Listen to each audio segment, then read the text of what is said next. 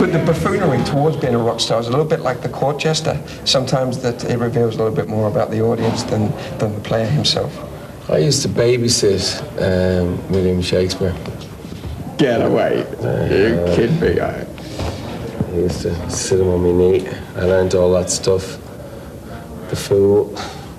Yeah. Do you enjoy being a fool? Making fun of your own posing. That might be the right way to do it. I'll tell you what I enjoy is, I think I enjoy that I don't have to be cool, and that, you know, there's more opera to what I do, and it's not restricted, it's not conservative, and I can cry, I can weep, I can wail, I can gnash teeth, I can laugh, it's just a lot of feelings, a lot of different feelings in what we do. It's not just, a lot of groups just have one note, sort of one tone that they do, their fast song, their slow song. I think we have a lot of different colours in our spectrum, and I get to run the whole gambit of them.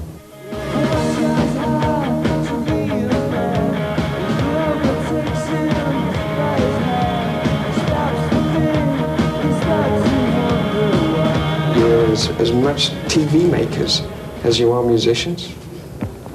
Come on. Are we in the TV business? I think we're in the spectacle business. You know, you can't expect people to you can't expect people to come to a stadium and stand. Yours, but you can't expect people to stand in a stadium and watch 4 people on a stage perform. I don't think anymore. I think those days are gone. You gotta have something else. And there's no doubt we're pushing the envelope. And we've created monsters and tried to have a bit of fun with it. And, you know, people talk about the irony and, you know, confusion, you know, people confused about what you two are doing. But, you know, we're doing the same thing. It's just the rapping is different. You know, it's the same band, but you know, we want to do different things. We want to be different. We want to challenge ourselves and challenge our audience. And we're not happy to go into a stadium or into a club and just be 4 guys with the guitars and drums and play. We've done that, and we want to move on.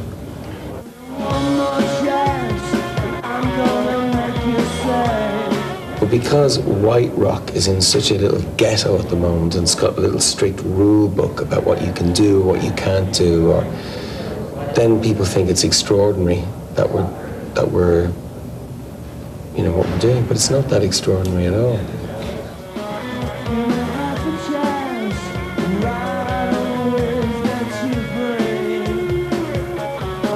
Much has been made on the electronic dimension, and yet the album is not overwhelmingly electronic at times.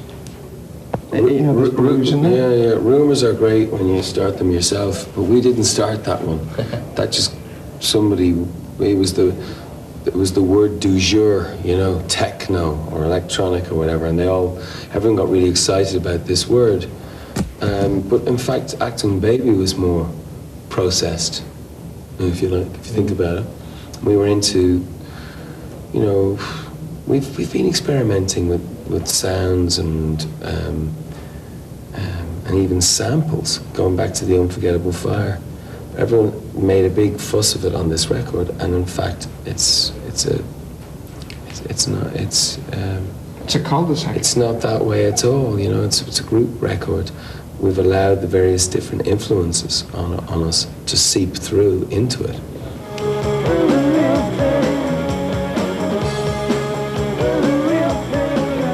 Fans are paying you to be the way you used to be. That they want to remember you from I Will Follow on New Year's Day, and somehow get locked into that, and you've got to change that and realize this is 1997, not 1987 or 1982. We've had that since we started, haven't we? Every single time, every single album. On Acting Baby, when we went out on Zoo TV, we played the first 7 songs were from Acton Baby, and people used to stand there. They didn't move, didn't budge, just stand there with their mouths open. And they were just waiting for the old material. Now they're waiting for Acton Baby. It's always that way. You've got to turn people onto your new stuff. But we're doing it, you know, it's catching on. Yeah. That's why we're on the road, to be honest with you, is to sell our songs. You know, that's what Popmart is about, selling our songs, not our souls. We're giving that away.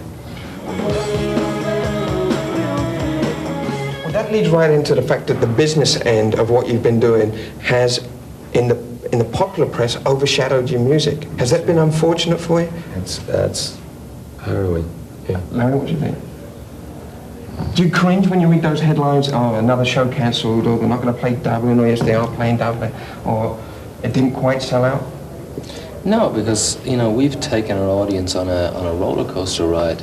You know, we had the Joshua Tree, you know, we had Rattling Home, we had Acton Baby, we had Zero, but then we had Passengers, and now we've got Pop. So we're taking our audience on a roller coaster ride, and, you know, we are doing what we want to do, and you know, it's not like we're failing.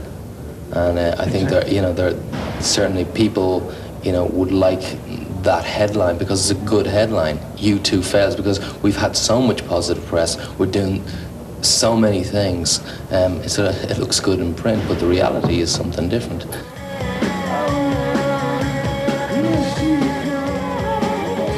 The music business has gotten very greedy, and they wanted us to be their flagship, and, you know, and sell billion records. Well, U2 has made a very awkward, complex record. It's going to take till the end of the year before it sinks in what the songs are and what's going on there. And, you know, we knew what we were doing when we put out Discotheque. You know, we're not stupid. We kind of have a clue about, you know, what we're doing. And I think it was a sucker punch, to be honest with you.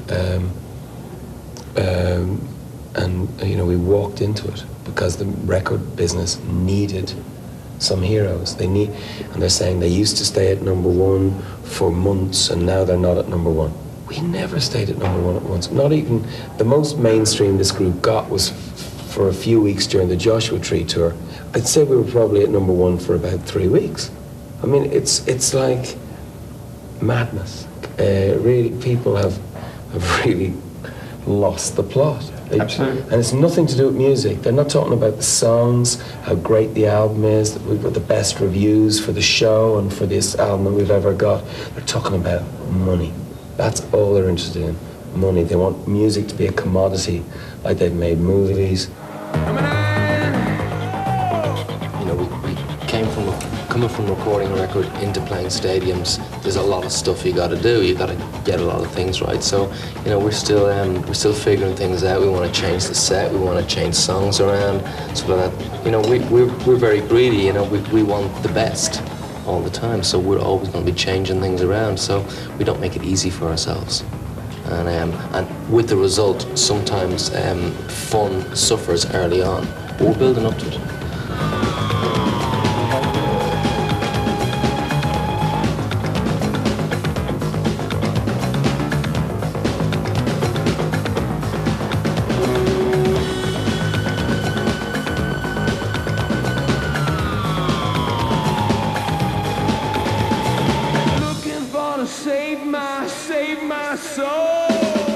We are the biggest little cult band in the world. That's who we are.